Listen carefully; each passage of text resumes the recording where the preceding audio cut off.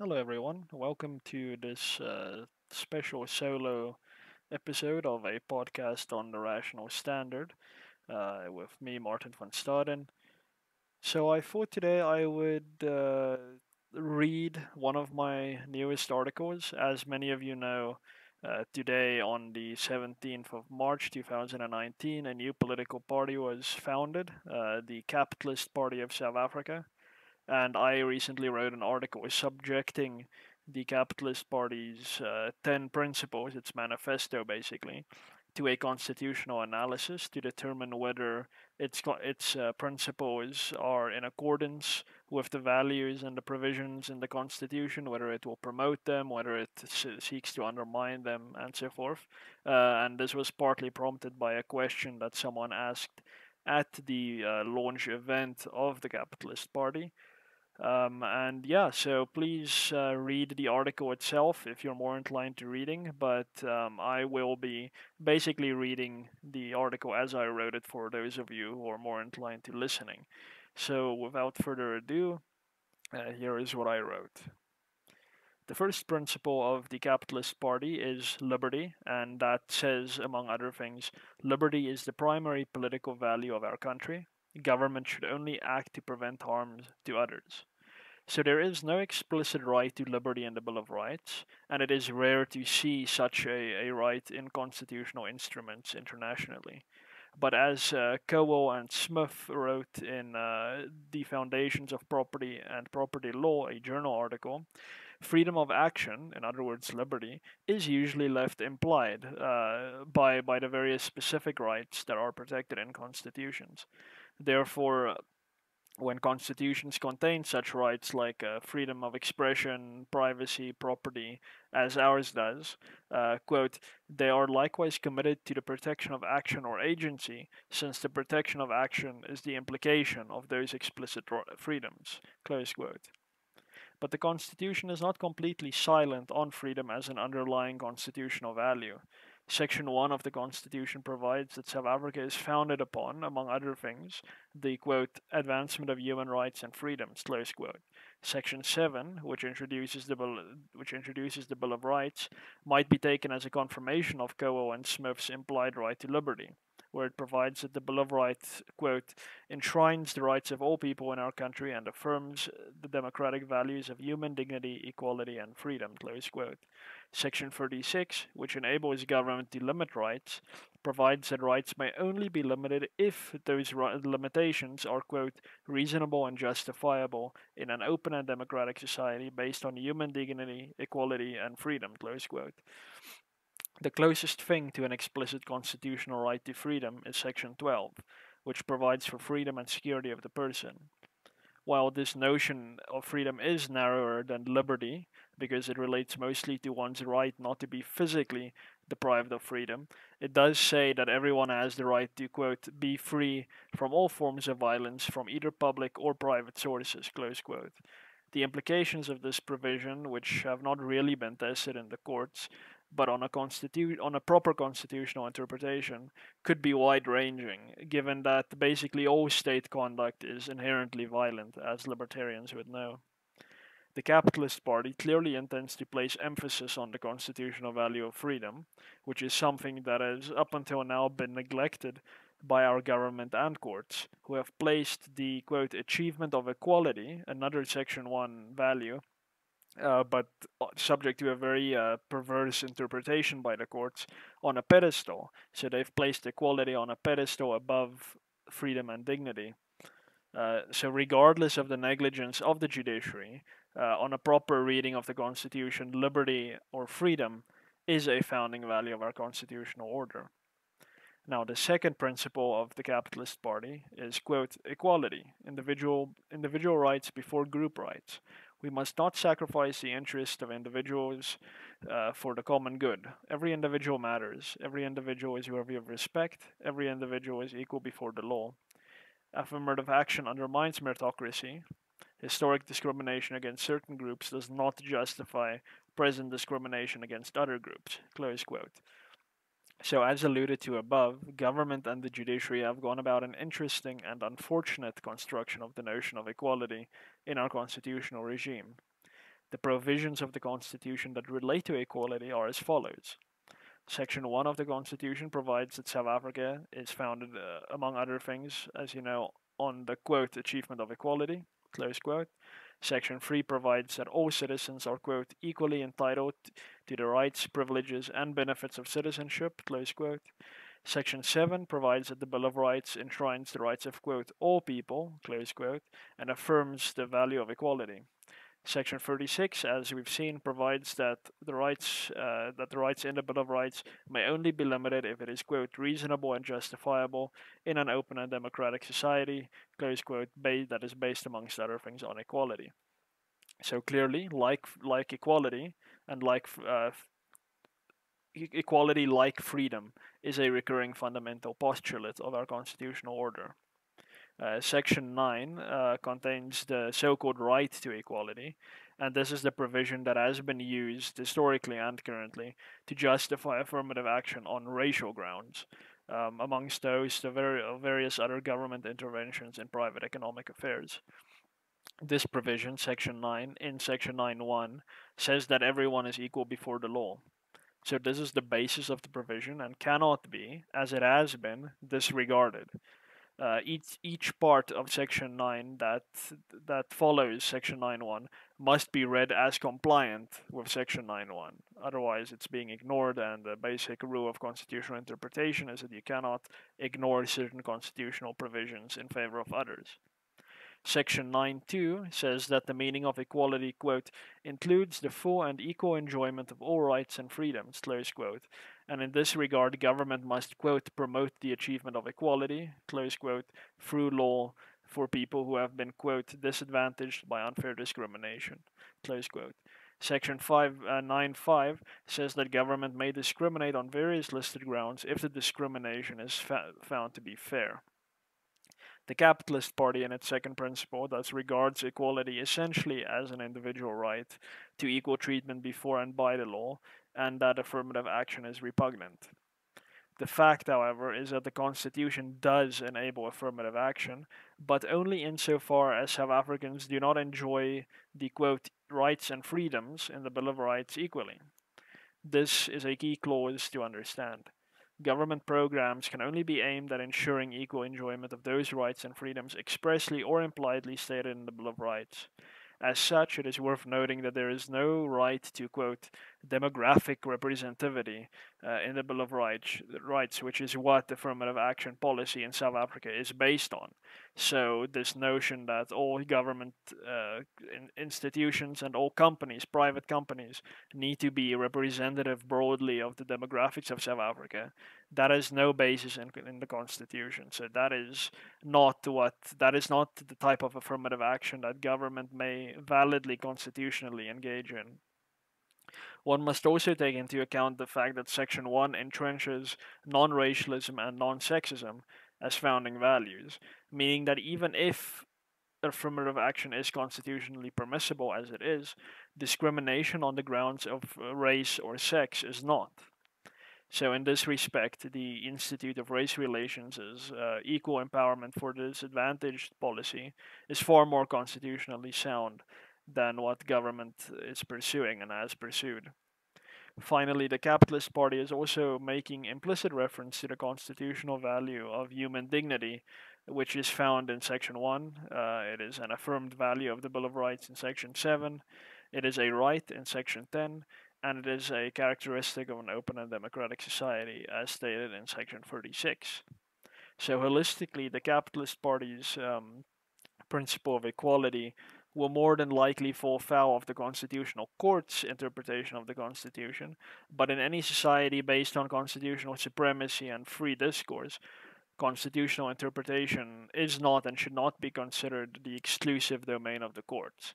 As such, on a textual, ordinary meaning reading of the Constitution, the second principle of the party does accord with the constitutional logic. The third principle of the Capitalist Party is, quote, number 3, tolerance and absolute protection of freedom of expression. Hate speech laws are used by governments to censor discussion, and words can never be equated with physical violence, close quote. Section 16 of the Constitution guarantees freedom of expression. Firstly, the provision sets out the right of everyone to, quote, receive or impart information or ideas, among other things. And secondly, in section 16.2, the provision says that this protection of freedom of expression does not extend to, quote, propaganda for war, incitement of imminent violence, or advocacy of hatred that is based on race, ethnicity, gender, or religion, and that constitutes incitement to cause harm, close quote. The question, thus, is whether the Capitalist Party's statement of support for, quote, absolute protection for freedom of expression and its clear opposition to hate speech laws is inconsistent with the Constitution. It is important to note that the limitation on freedom of expression found in Section 16.2 is not itself a substantive limitation. It does say that there may be, it does not say that one may not engage in propaganda for war, incite violence, or engage in hate speech. Instead, what it does is it empowers government to enact legislation that prohibits these kinds of expression without interfering with the protection referred to in Section 16.1. There is an inherent common law prohibition on incitement of imminent violence, though. So, in other words, one is not infringing on the constitutional right, on a constitutional right, if one engages in hate speech or the like. But if government has passed legislation along these lines, that speech is not constitutionally protected. So you cannot challenge a legislation that prohibits you from, for example, inciting war as being constitutionally invalid because the Constitution allows that. So, unlike other constitutional provisions which oblige government to enact legislation that gives effect to certain constitutional rights, Section 16.2 does not oblige government to enact legislation that prohibits warmongering, incitement of violence, or hate speech. This is left up to government itself. And the result is that under a capitalist party government, or a government influenced by the capitalist party, Section 16.1 can validly be regarded as absolute. All it needs to do is omit to make provision in legislation for the prohibitions listed in Section 16.2. As a consequence, the third principle of the Capitalist Party manifesto is also constitutionally sound. The fourth principle is, quote, private property rights protected by law. The state has the right to expropriate property in the public interest, for example, to build dams or freeways or railways, but such expropriation should be based on fair market value decided by the courts. Expropriation without compensation is legalized theft by the state. Close quote. Section 25.1 of the Constitution says that nobody, quote, may be deprived of property except in terms of a law of general application, and no law may permit arbitrary deprivation of property, close quote. Section 25.2 and 3 provides for the state's power to expropriate, quote, in terms of a law of general application for a public purpose or in the public interest, close quote, and subject to just and equitable compensation. It is interesting to note that the Capitalist Party refers to this power of the state as a right. So, jurisprudentially subjective rights in the categories of real rights, personal rights, personality rights, and intellectual property rights contains no discernible, quote, right to expropriate. Instead, expropriation is a creature of statute. In this case, the statute is the Constitution, and should more appropriately be referred to as a power, or an authority, or at the very least, an entitlement. The Constitution itself, throughout the document, uses the word power when talking about the functions of government. So the courts, when determining whether the compensation rendered is just and equitable, are constitutionally inquired to take account of more than only the market value of the property. They must, in addition to the market value, take into account, quote, the current use of the property, close quote, the history of its acquisition and of its use, the, quote, extent of direct state investment and subsidy in the acquisition and beneficial capital improvement of the property, and the purpose of the expropriation, close quote. On this point, I believe the Capitalist Party might need to provide some more elaboration, since the courts are required to take more than fair market value into account. The principle, however, notes correctly that expropriation without compensation would only amount to legalized theft. or in the case of fixed property, more in a more legally valid way, so to speak, dispossession subject to vindication. Hugo de Groot, or Hugo Grotius, one of the foremost writers on Roman Dutch law and international law, is credited with popularizing the notion of eminent domain, essentially expropriation, in his De Jure et Pacis in 1525. In that text, de Groot wrote that, quote, the state is bound to make good the loss for those who lose their property, close quote. So, since the earliest days of this concept of expropriation, it has been tied almost definitionally with compensation, to the extent that in the United Kingdom and elsewhere, expropriation is known as, quote, compulsory purchase, close quote. A purchase, per definition, cannot take place without a trade in value, i.e., compensation. If this jurisprudential contradiction in terms, known as expropriation without compensation, passes in South Africa, it will therefore not amount to an expropriation at all, but would better be described as legalized dispossession, which is, of course, completely contrary to international law and human rights standards. So the Capitalist Party's commitment to private property rights is, on the whole, I would say sound, but could use some tweaking that would not really change the meaning of the principle in any significant sense, but would bring it more in line with what is jurisprudentially acceptable. The fifth principle of the Capitalist Party manifesto is, quote, rule of law. The state cannot do whatever it wants to do when it wants to. Rule of law requires the state to exercise power in accordance with well established and clearly written rules, regulations, and legal principles. Before the state may impose civil or criminal liability, laws must be written with enough precision and clarity that an ordinary person will know that certain conduct is forbidden. All people are equal before the law. Close quote. So, Section 1C of the Constitution provides that South Africa is founded upon the supremacy of both the Constitution itself and of the rule of law. So, in my view, the Capitalist Party's description of the rule of law is more or less sound. But for more detail on what the rule of law means, please look at the Rule of Law Project's 10 Imperatives of the Rule of Law, and of course, my book, The Constitution and the Rule of Law, an Introduction. The sixth principle of the Capitalist Party is, quote, right to work. Any person has the right to work for another person on terms which they both agree to, and the state should not be able to impose minimum wage requirements. If a school leaver or graduate wishes to work for no pay in order to gain experience, it is their right to do so. No person should be forced to join a union or forced to pay contributions to a union. Close quote. Section 22 of the Constitution, which is perhaps the most underappreciated and ignored provision in our highest law, provides that everyone has, quote, has the right to choose their trade, occupation, or profession freely, close quote, subject to the practice, not the choice, of that trade being liable to regulation, not prohibition, by law, not regulations or policies. And Section 23 of the Constitution provides that everyone, quote, has the right to fair labor practices, close quote. There is no explicit right to work in the Constitution, but it can be reasonably deduced from reading both Sections 22 and 23 and the general right to liberty as discussed earlier.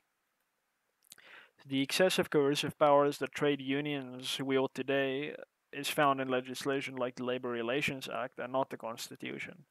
What is a fair labor practice is also not outlined in the Constitution itself, but again in legislation. As such, the Capitalist Party's regarding of the right to work without third-party interference as a fair labor practice, in my view, is constitutionally sound. The seventh principle of the Capitalist Party is, quote, the right to be secure on your own property and to defend yourself against intruders.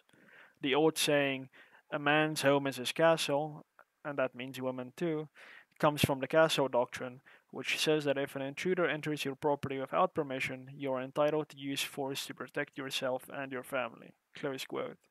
So, as mentioned above, Section 12 of the Constitution guarantees the right to freedom and security of the person, which includes the right to be free from all forms of violence. This, if you read it with the Section 25 right to private property, in my view, does provide constitutional impetus to the notion of the Caso Doctrine. So this is a very uncontroversial principle, I would say, and should probably have been included in the principle on private property that we discussed earlier, rather than being a standalone principle. The eighth principle of the capitalist party, sorry, is, quote, free markets and international free trade based on enlightened self-interest. Economic exchange is a voluntary activity between individuals. The state should not tell people where to work, how to save, what to build, what to produce. Leaving things to the free market rather than government planning or organization increases prosperity, reduces poverty, increases jobs, provides goods that people want to buy. Our country's economic interests should not be compromised because of the state's political prejudices. If the best source for oil is Iran or the best source for technology is Israel, such trade should be given preference. Close quote. So, contrary to popular belief, the Bill of Rights does not bestow upon government an obligation to direct the forces of the economy. Section 41(1) of the Constitution, on the other hand, which provides for the principles that govern intergovernmental relations, says that all spheres of government must, quote, secure the well being of the people of South Africa. It is uncontroversial among reasonable people that the free market is the best, if not the only method of securing the welfare of a whole country. It also provides that no sphere of government must, quote, assume any provision or power or function except those conferred on them in terms of the Constitution. This is Section 41 of the Constitution. Schedule 4 of the Constitution sets out those things that Parliament may legislate on, which includes various economic matters.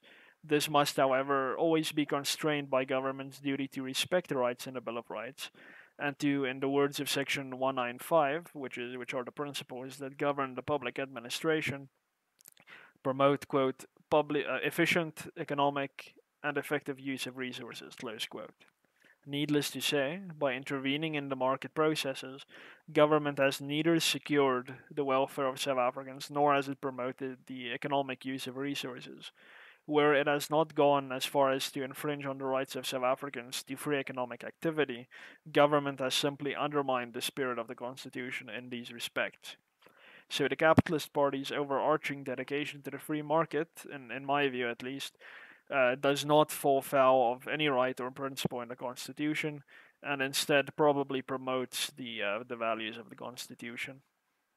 The ninth principle of the capitalist party is, quote, firearms for self-defense. Every citizen who is properly trained in the safe use of firearms has the right to acquire guns for self-defense unless criminally convicted or mentally unstable. Safe use of firearms should be taught to high school learners. Close quote. So there is, as we know, there is no explicit right to bear arms in South Africa, unlike in the United States.